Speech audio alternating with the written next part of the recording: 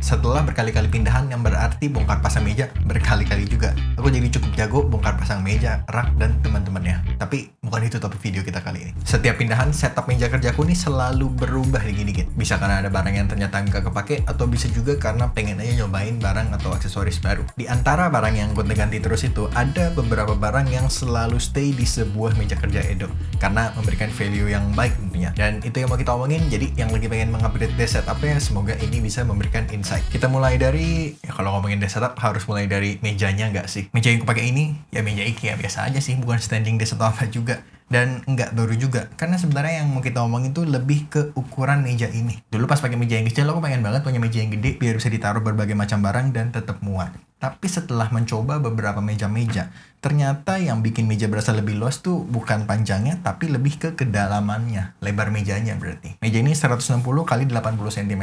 Kebanyakan meja tuh lebarnya 60 cm. Jadi buat yang di rumah masih pakai meja yang lebih kecil dan pengen upgrade size mejanya, panjangnya terserah, sesuaikan aja sama ruangannya. 160 cm kayak gini, oke. Tapi kalau emang ruangannya ternyata lebih gede, mau pakai yang 180 atau bahkan 200 cm kalau muat ya silahkan banget. Tapi yang penting lebarnya tadi itu ya. Kalau bisa yang at least 70 cm sih. Kalau bisa 80 cm kayak gini lebih enak lagi. Karena kalau mejanya dalam gitu, jarak monitor sama kita tuh lebih pas gitu loh, nggak kedeketan. Dan setelah ditaruh berbagai macam barang nih, masih lega banget mejanya buat ditaruh deskmat, keyboard, mouse. Ini ada HP juga, jadi enak banget. Oh iya, link ke meja dan barang-barang lain yang gue sebut di video ini bakal aku usahain taruh di bawah biar nyarinya gampang ya. Berikutnya monitor. Setelah mencoba berbagai macam monitor, mulai dari yang jelek sampai ke yang bagus, ada yang bagus banget malahan, ini kesimpulanku. Yang pertama, jumlah monitor. Waktu kita upgrade dari single monitor ke dual monitor setup, itu upgrade yang terasa signifikan banget.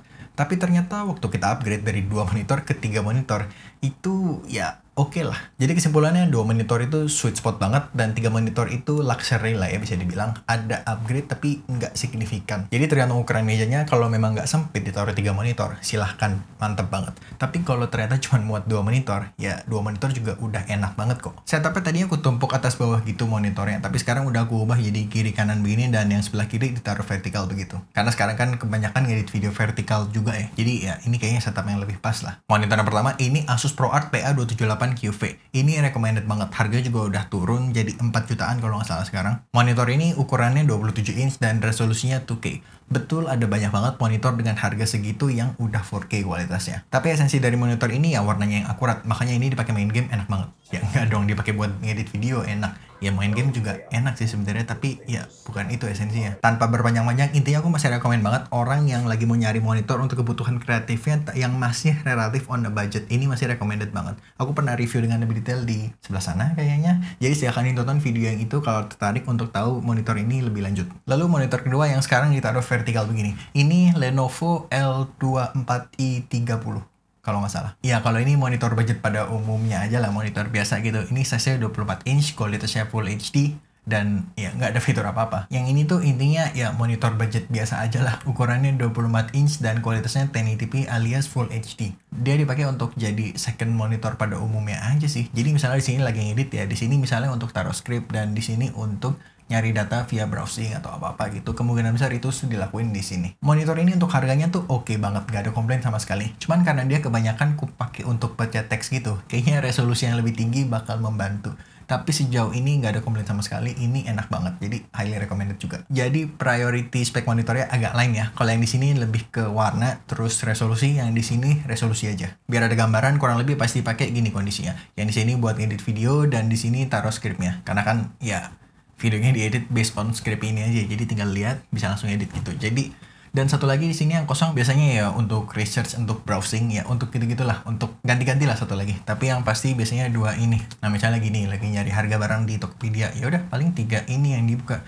Tapi intinya yang pasti itu selalu ngedit video di sini dan script di sini lah kurang lebih. Yang ini ganti-ganti. Kedua monitornya juga udah dikalibrasi ya, pakai spider color. Aduh lupa lagi namanya, tapi ada videonya di sini. Sebagai orang yang nggak serajin itu, harusnya kan tiap bulan ya. Tapi ya beberapa bulan sekali lah aku baru kalibrasi kedua monitor ini.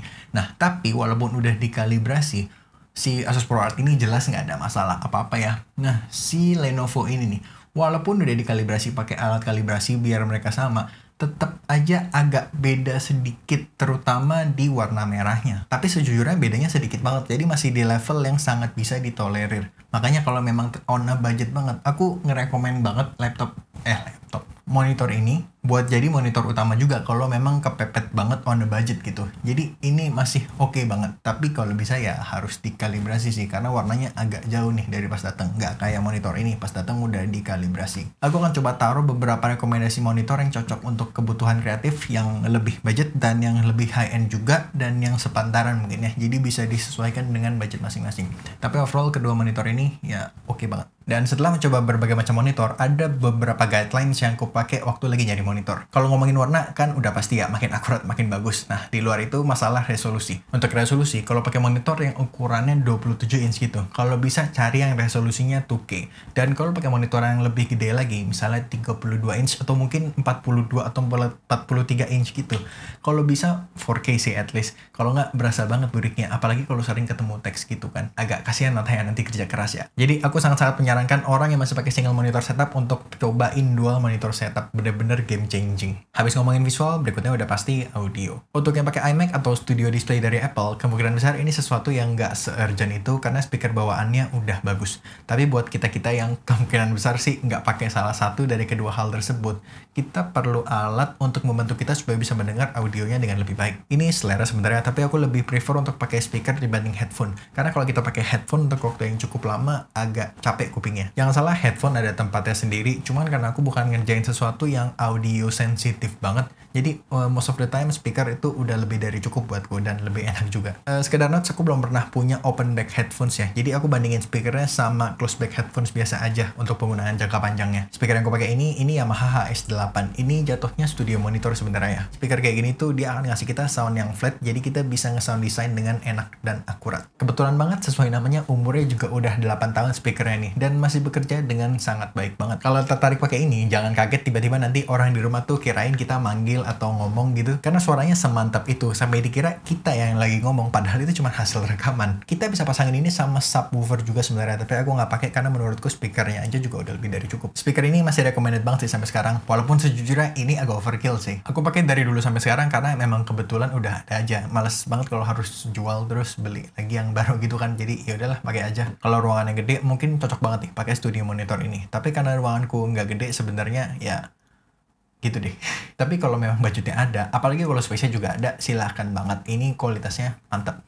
Tapi untuk kebanyakan orang, harusnya adiknya si Yamaha HS5 itu juga udah lebih dari cukup banget. Tapi buat yang nggak mau ribet, karena studio monitor tuh biasanya harus pakai kabel 1/4 inch jack atau kabel XLR gitu, yang berarti kita perlu audio interface juga, bisa pakai speaker biasa aja. Dan itu udah upgrade yang jauh banget dibanding speaker bawaan.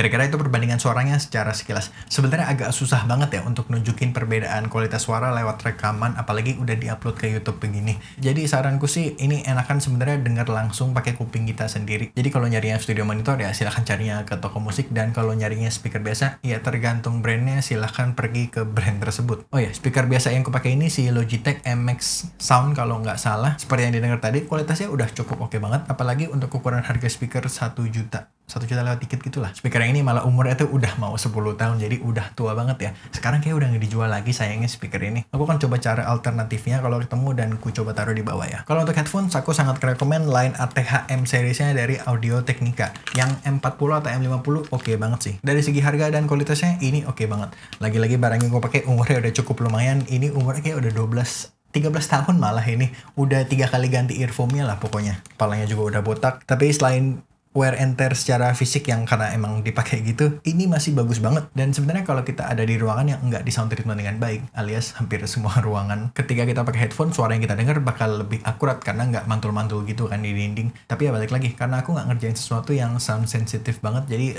speaker udah lebih dari cukup lah buatku. Dan bukan berarti satu tuh lebih baik dari yang lainnya juga ya, karena seperti tadi aku bilang, headphone tuh ada tempatnya sendiri. Kalau misalnya kita lagi recording audio, ya mau nggak mau kan kita monitornya harus pakai headphone ya. Kalau pakai speaker otomatis bocor dong. Ini berarti headphone bakal kita butuhin waktu kita lagi ngerekam musik, voice over, lagi streaming, dan ya kebutuhan serupa lainnya lah. Jadi sebenarnya kalau ditanya idealnya ya kita punya dua-duanya, punya speaker dan punya headphone. Tapi kalau misalkan kita belum punya keduanya dan pertanyaannya adalah yang mana yang lebih priority gitu, pertanyaan yang sulit dijawab ya, itu tergantung kebutuhan dan selera masing-masing. Berikutnya kursi. Kursi sebelum ini yang aku pakai tuh kursi dari Informa, tapi udah lama banget dan udah jelek banget. Jadi sebenarnya nggak fair ya comparisonnya. Tapi intinya karena kursinya udah kurang bagus, dari busa di pantatnya ini sampai kita nggak bisa dapetin postur yang baik pas lagi di depan komputer. Aku upgrade ke Rexus NC4 kalau nggak salah namanya. Ini gara-gara ngeliat video dari Tech Manis. Jadi kursi ini adalah additional terbaru di setup ini. Dan sama ya, aku nggak bakal ngomong panjang lebar tentang kursi ini karena aku udah pernah bahas dengan lebih detail di video yang ada di sini. Jadi silahkan bisa cek video itu aja kalau pengen info tentang ini lebih detail. Tapi intinya semenjak udah ganti bangku dan udah pakai footrest juga, jadi posturnya selalu bisa ideal gitu ya. Walaupun kadang-kadang males juga gitu ya, tetap nyila kaki juga di sini. Jadi dulu dalam sehari tuh aku bisa stretching berkali-kali karena pegel banget pantat, pinggang, punggungnya kayak orang tua gitu loh. Nah ternyata masalahnya ada di postur duduknya itu. Ya itulah efek bangku yang sudah tidak layak tapi tetap dipakai. Jadi ya pelajaran aja lah ya. Tentunya ini bukan bangku yang paling bagus atau gimana ya. Cuman di harga 900 ribuan ini best deal banget sih. Aku akan coba cari link ke bangku ini dan kalau ketemu bakal aku taruh di bawah. Dan yang lagi nyari bangku, kalau linknya lagi bisa dan barangnya lagi ada, menurutku jangan kebanyakan mikir sih, langsung beli aja. Karena ini termasuk barang goib nih. Habis aku beli, ya beberapa hari kemudian barangnya udah hilang tuh, udah habis di mana-mana. Jadi ini termasuk barang goib. Jadi kalau lagi ada, langsung aja sikat. Itu aksesoris dan barang-barang yang mau kita bahas hari ini. Buat kita-kita yang... Aduh, cekukan lagi. Buat kita-kita yang nge-spend waktu cukup lama di depan komputer, percayalah, investasi ke barang yang menunjang produktivitas dan kenyamanan kita, itu sangat-sangat worth it. Karena efeknya mantep banget, sangat terasa. Yang punya rekomendasi lain, jangan lupa silahkan banget komen di bawah. Dan itu aja video kali ini. Sampai ketemu di video berikutnya. Bye!